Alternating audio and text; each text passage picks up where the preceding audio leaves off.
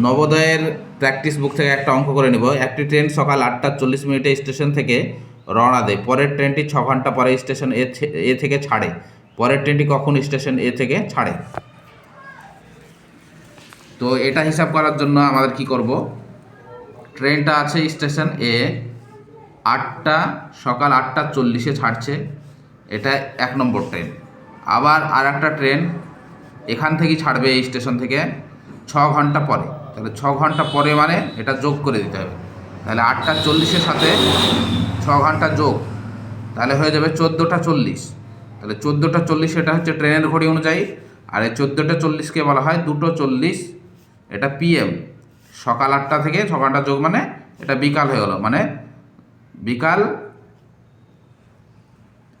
2:40 পরের ট্রেনটি ছাড়বে স্টেশনে থেকে। Thank you everyone.